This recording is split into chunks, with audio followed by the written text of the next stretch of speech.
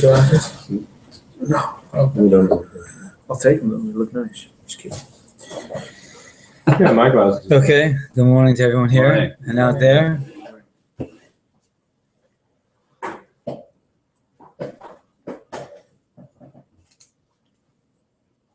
So we have begun to explore the relationship of Rebbe and Talmid. Rebbe and Talmid, master and student, or teacher and student, as it is more relevant to ourselves, to our lives, what that relationship is like and how it's done. And this is all really premised on the idea that the Torah has very necessary relationships, that Chazal have encouraged us to pursue, and that these relationships are necessary for developing spiritual life.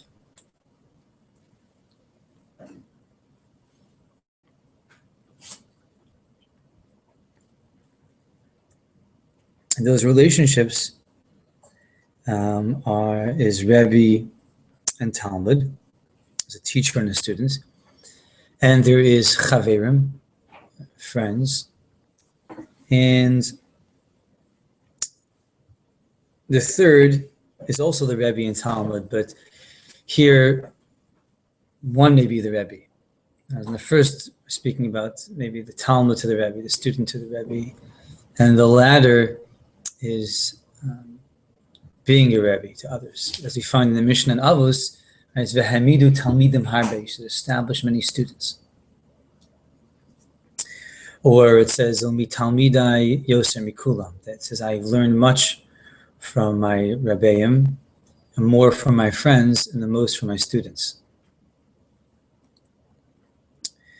And last week we mentioned the teaching of Chazal, where it says that the student that goes into exile, he's forced to go to the city of refuge because of unintentional murder and killing, so his Rebbe must go with him.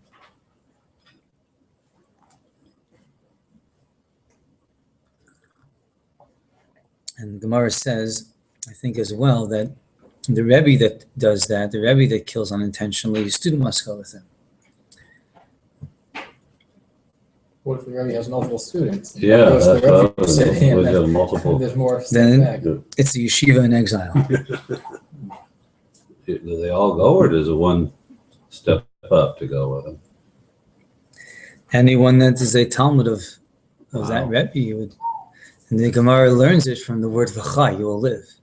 So, in order to impress upon us how significant, how deep this relationship is, the Gemara learns it from the word v'chai, and you will live. So we have to provide the unintentional killer with everything that's considered living. You said unintentional killer. What about the one who kills? That's not unintentional. Also the same way? No, that person could be tried for death. Yeah, but in the meantime, where he's going to a city of refuge, Oh, provide him all the yes. same benefits. Not sure. Could be. Yeah, that was just talked about this week. He certainly needs it. Yes. I think it's the issue of he did this act, but we still love our fellow Jew. You have to provide for him. Yeah. Yeah, to provide for him. There's what the person does, and there's their own personal tshuva, and then there's the law, there's the din, Right. and then there's the relationship of Yisrael to that person. Exactly. So these are two, they're independent.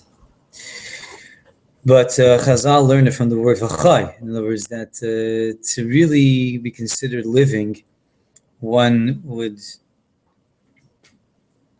need to have that relationship. So last week we discussed some of the qualities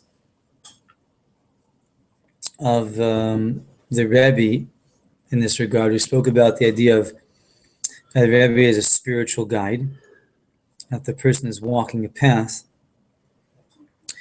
and the Rebbe has to be able to, as best as he can, to guide the person along from one step to the next step. Just like you have a designed path that cuts through all sorts of obstacles in order to reach the end, the goal. So the Rebbe serves as a spiritual guide to guide the student from one point to the next. And we spoke about the idea of nisayon, having life experience, not just life experience, but experience in matters in ruchnius, and therefore to be able to guide the students on what is a good practice. For example, the person may find that, when I am doing something by myself, it is much better for me than when I do it with the community.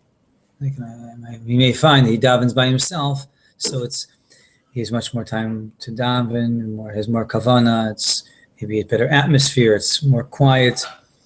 So the student may conclude from there, it's the best practice for me to daven by myself. So the Rebbe may have to instruct the Talmid that may be an experience you've had that's beneficial for you, but it doesn't mean that is a proper mahalach, it's a proper approach, it's a proper path that one takes as a consistent and sort of set path. I mentioned before, Chaim Shmulevitz, the great Rosh Yeshiva in the Mir Yeshiva. He used to bother him a lot when Talmidim would learn in Batei Midrashim, different places that are sort of around the yeshiva, different shtivalach, different little shuls that were around the Mir Yeshiva, but not in the yeshiva itself. So that was ultimately a weakness, produced a weakness for the Talmid, because he's not attached to the tzibur, to the tzibur of the yeshiva, and the strength that one gains from the yeshiva. But in the Talmud's mind, he said, this is a better place for me to learn. It's more quiet over here, right? And it's very understandable that the Talmud would come to that conclusion. But the likelihood of having the consistency and the strength to be continuous is much less. But the Talmud doesn't really understand that. The Rebbe understands it. So the Rebbe has the nisayon in spiritual matters to be able to guide. And with that, we mentioned that the Rebbe himself is firm to the Torah principles. So that the Rebbe has to be very strong with the principles of the Torah in order to properly guide the Talmud. So, for example, just using the example of the minyan, right? So, Shulchan Aruch writes that Yishtadol Adam l'spal matzibur. A person should strive to daven with the tzibur, the congregation. So, it says a person should strive to do that. It's a proper thing to strive for. So, doesn't mean that the person has to daven each and every day, not necessarily, but that is the best practice as a whole. That a person should be attached to the tzibur, congregation. So the Rebbe has to be very firm to those principles. Well, you just do what's good for you.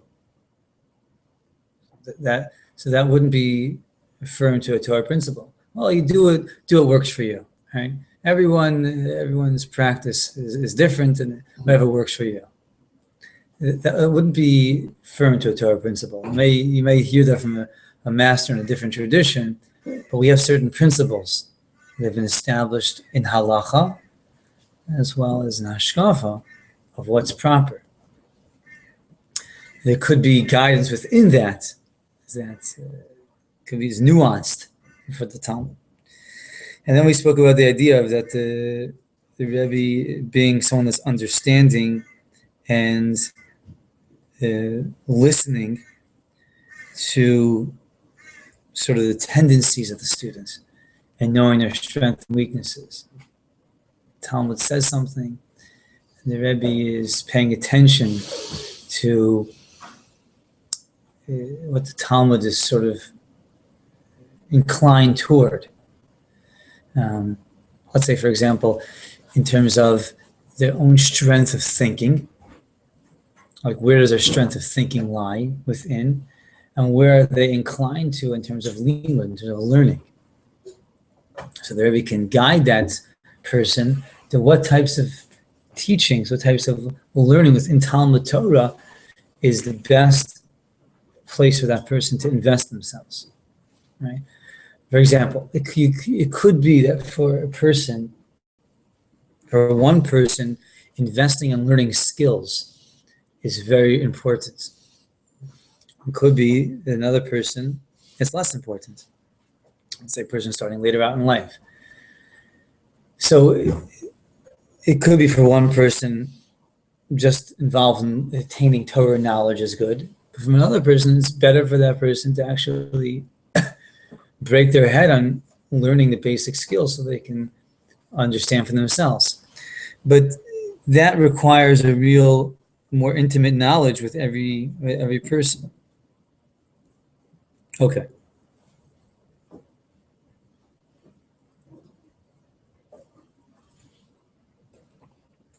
Last thing we mentioned is that the relationship of a student and a Rebbe changes. When a student, for example, is younger, there's a greater reliance on the Rebbe for direction. Two things. First of all, the Talmud is not solid with the principles of the Torah, so they don't have these principles so clear and so solid in their life that's really going to guide them. So therefore, they have to turn to the Rebbe. The second thing is that the Talmud is not so developed in their own thinking, and so therefore they find themselves needing to turn for guidance much more.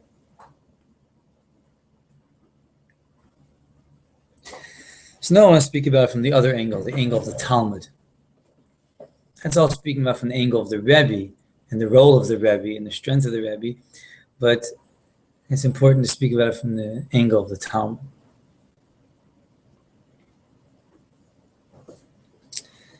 So this is a little bit more, I think this is a little more delicate for the Talmud. Because on the one hand, when a Talmud-Rebbe relationship means that one recognizes the Rebbe as greater than. That's what a Rav is. Rav means greater than. So it's a relationship of a greater and lesser. So on the one hand, the Talmud has to recognize that the Rebbe is greater in wisdom, greater in ruchnius. That's the nature of the relationship. It's not chaverim, it's not equals. On the other hand, the Talmud also has to recognize their own qualities, their own personality, and the fact that they're learning to know themselves. So this is a very great balance in that relationship. So, for example, the Talmud has to be able to hear and to accept and to be very opened up to learning Torah, the halacha, principles of the Torah, hashkafas of the Torah. They have to really open themselves up to hear that. In yeshiva, for example, any boy that goes to yeshiva, they understand that they're hearing new things. They've gone to grade school, day school until 8th grade, let's say. So they go to 9th grade. They know that they're in the atmosphere of the yeshiva. They're in the atmosphere of Torah, very strong Torah principles. And they're going to be hearing things they haven't heard before. And they're going to come in contact with people that are different than, than the people they've been around. So the Talmud is really in the mode of just absorbing. It's very much what's going on in the relationship of a Talmud who's 14, 15, 16, 17, who's in high school, in yeshiva. They're really in the way of absorbing. And the Mishnah describes this, the different types of Talmidim, right? There's Talmidim that absorb quickly and lose quickly. Or absorb slowly, lose slowly. So it talks about a Talmud as the one that absorbs. Because a Talmud is in the mode of receiving, of taking in. There's one of the challenges that when a person is an older student is that a person has a background of a lot of learning of different type. And they have already developed certain independence for viewing things. So one of the big challenges for a person like that is to be able to be opened up to be a Talmud for Torah. For example, one of the challenges is that, let's say a person has an experience of a lot of learning. So what they start to do is this. They start to hear ideas in Torah and they say, oh, that's similar to this. Oh, I heard that idea in Buddhism. Oh, that is an idea that I heard in secular philosophy. Or that's similar to, and every time they hear something in Torah, they start to make comparisons and they try to draw similarities between this and where they've heard something like this somewhere else. That's a big mistake.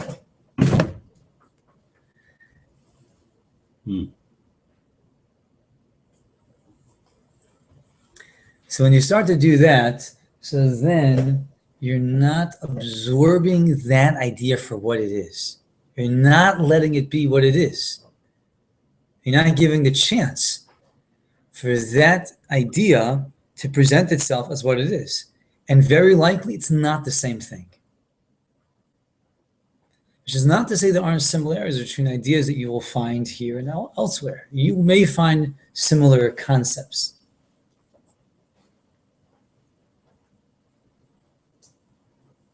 But first of all, these two things may be different, and that nuance of difference can be a very, very big difference.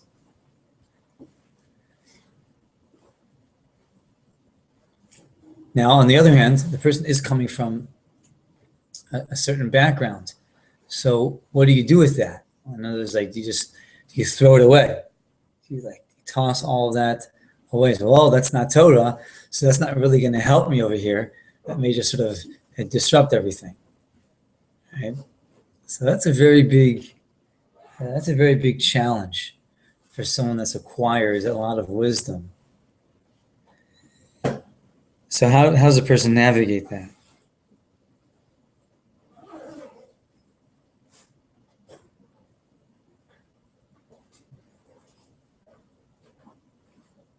So I think we'll maybe get to that point, but first to establish the first principle. And that is that a person who's anyone that's a Talmud, and we're all Talmidim, at any stage, needs to be in the role of a listener, Shemaya. There's a very interesting story. There's a story about two great tzaddikim that became chavrusas. They were learning. And they started learning, and they're both big masters, both brilliant. So after a while, one of them said, "This is really not working," because I'm saying, you're saying, but we're not really receiving. So one of them said to the others, "Listen, this isn't going to work. only way it's going to work is if one day you'll be the Rebbe and I'll be the Talmud, and the other day you're going to be the Rebbe and I'll be the Talmud. Or else we're not listening. So they made this arrangement. That one day one was going to be the Rebbe, the other was the Talmud, and the other was the Rebbe, the other was the Talmud. And one of them said, when he was saying this, he said, I was a good Rebbe. I gave him some really good things. In other words, one has to be, you have to be a learner. A learner means that you're opening yourself up to learn. It means you don't know everything. And you have to be able to learn. And even if you do know everything, you don't know everything. Which is why a scholar is called Talmid Chacham. He's a student Chacham. Because the Chacham has to be a Talmud. Certainly a Talmud has to be a Talmud. If the Talmud is going to maintain that he knows everything, and he knows what the Rebbe is going to say, and he already knows that already, right? Then he'll never learn a thing. He's just blocked receptivity. And it's much deeper than that, because not only are you blocking knowledge, but you're blocking surrender, you're blocking bittul, you're blocking humility, and that is the whole way of growing in Avodas Hashem. The whole growth is humility. The whole growth is the appropriate surrender. So how is a person going to grow if they're never going to acknowledge that they don't know? Acknowledge that maybe they've made a mistake. Acknowledge that there's what to learn. Acknowledge that there's what to grow. If everything is beseder, everything is okay, then one will never grow. Not just one will never learn, one will never grow. The whole advancement in Ruchnius is all about bittul. It's all about surrendering yourself. So it is the most essential quality, not only for learning, but for spiritual development. The greatest impediment is that's nothing you can teach me. For relationships as well. Yeah, absolutely. Any relationship implies that you have what to give me. I have what to give you. If one is only, I'm going to give you, but they're never going to take, so the other person doesn't feel very good. What can I contribute to that? I'm not contributing anything. Even for the Rebbe, the fact that the Rebbe can say, I learn the most from my students means that the Rebbe is learning from his students. That means the Rebbe is gaining from the relationship. Where the Gemara says, more than the calf wants to nurse, the cow wants to give.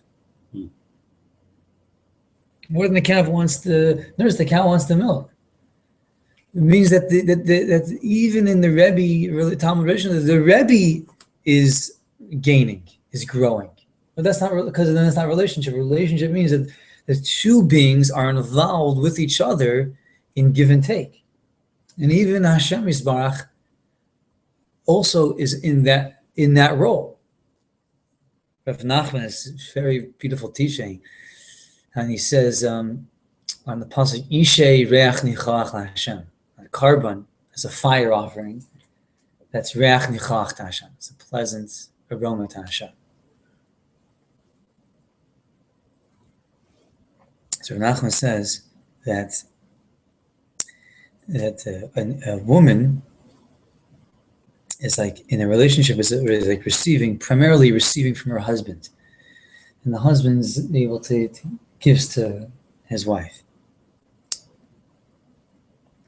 So Nachman says that Hashem Yisbarach makes himself like an Isha, like a woman. Isha, he says Isha, it's a woman. Hashem makes him like a woman, reach nichach, to receive nachas. Reach nichach, pleasant aroma from the Jew. Even Hashem, in the fact that you give him a carbon, he makes himself like a receiver. Even though he has everything, he is everything, something you can give him. What can I give you? Everything is yours. But Hashem makes himself into that role to be able to receive. Or else there's nothing going on.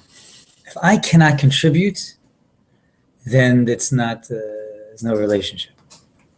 I don't have any value.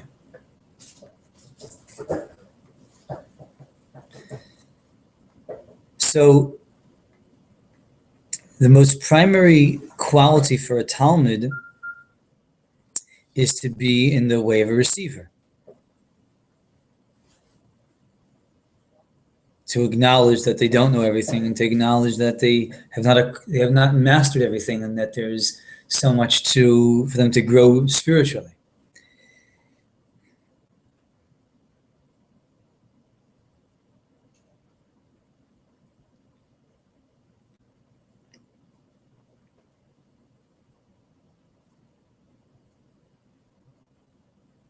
So that is, on the one hand, and the most necessary quality for a Talmid.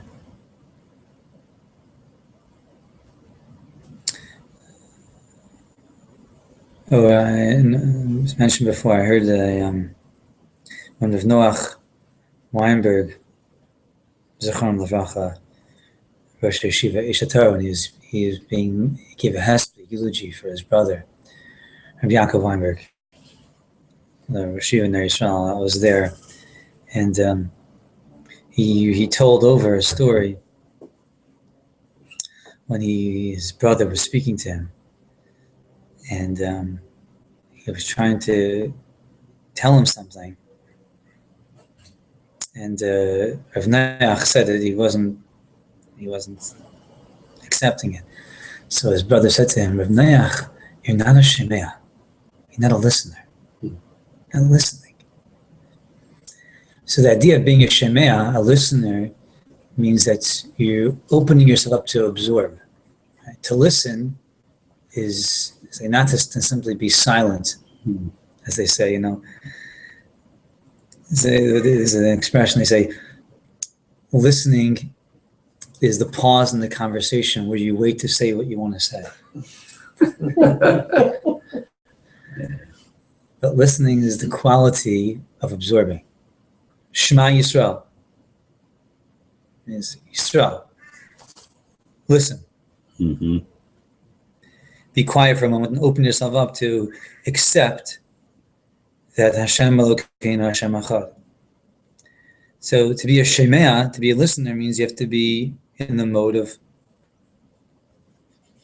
accepting. Not that you're accepting everything, but you're listening. You're opening yourself up to what it is.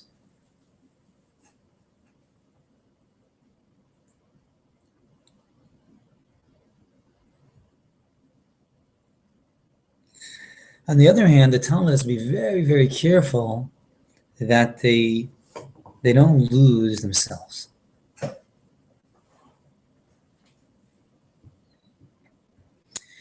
We spoke about the earlier relationship of the Talmud and the Rebbe. Like you have a tzaddik, and you have a Talmud that's really mavatal himself, that's completely surrenders himself to the Rebbe. Even there, it does not mean that the Talmud ceases to recognize their own qualities and their own personality. For example, Avram Avinu, who was mevatel himself to Hashem, surrendered himself to Hashem. Hineni, here I am. What you want me to do, I'm prepared to do. I don't care what it is that you ask. Hineni. Hineni, as Rashi says, is a lashon anavim, is the expression of humble people. They are opened to hear what Hashem is asking. But Avram Avinu had a whole personality of chesed that he developed and developed and developed. To the point that the Zohar says in the pasuk, Vayelach Avram haloch v'nasoah hanegba. And Avram went traveling and going to the Negba, to the south. So when Avram came to Eretz Yisrael, he was moving haloch v'nasoah hanegba, moving to the south. So the Zohar says that hanegba is the mid of ahava, the mid of love. Everything Avram was doing was constant movement and development of this quality that was his, of love. new heights, new expansion, new developments, and greater qualities and greater madrigos levels of love, higher love, greater self-sacrifice, more altruistic love, till he reached this madriga. They became the merkava to the Shekhinah. He became the chariot to breathe, the conduit of Hashem's love in the world. So you see that on the one hand, Avram was completely surrendered to Hashem. What's your will? On the other hand, he didn't. It's not like he ignored the own quality that he was his. He recognized his quality, he didn't mean that it was him, and developed it. And that is one of the challenges also for a student, is when the student comes into a relationship with a Rebbe, and this happens certainly with a younger person, and certainly with a tzaddik, that the tendency is that the student ignores who they are. They start to lose themselves and forget who they are, and then they start to mimic just the Rebbe. They think that they are the Rebbe, and this also happens because, as I mentioned, the Rebbe and Talmud often share qualities. You find someone that you connect with, that you share a quality, only that's much more developed in the Rebbe. But the Talmud sometimes begin to lose that point of distinction and start to imagine themselves as the Rebbe. I remember this when people would come close to Rav Tzvi Meyer, Zilberberg, one of the great tzaddikim, and this would happen to many people, but his fire was so awesome that and contagious that it swept people up, and you could see that the Talmidim start to behave like him, to mimic him, and begin to lose that sense of, well, one second, you're not the Rebbe. You're not the Rebbe. Rebbe is the Rebbe and you are you. In two ways. Number one, that he's really at a certain madriga, a certain level, and you're not there, so don't pretend to be. Second thing is, don't lose yourself. You also have a qualities that's of your own, and you have what to develop.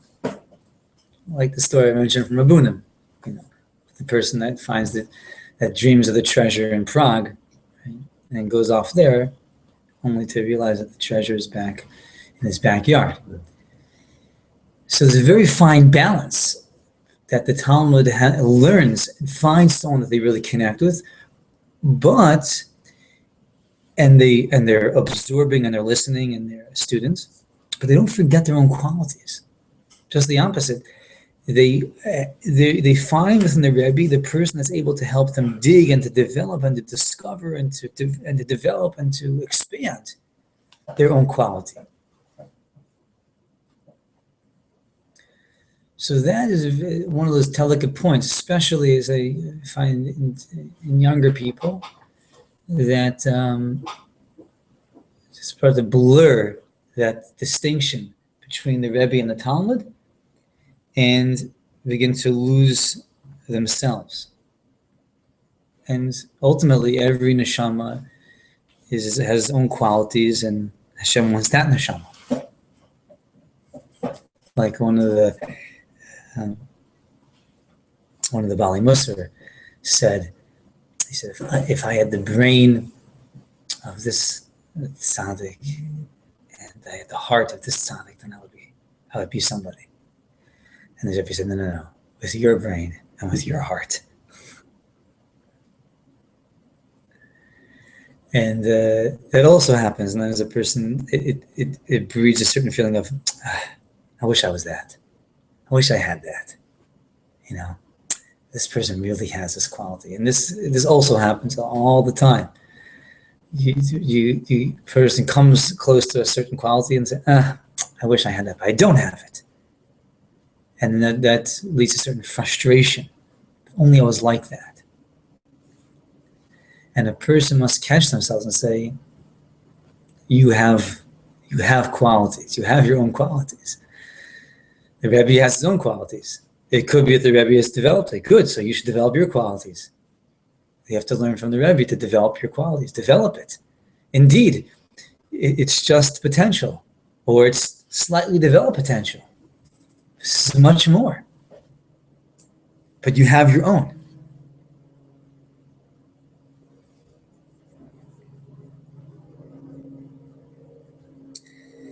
So that's the first point. And as the Talmid gets close to the source, and as much as they're absorbing and they're learning and they're taking in, they have to be careful about not losing themselves, and just the opposite. So to recognize what are my qualities. To look at oneself, what are my qualities?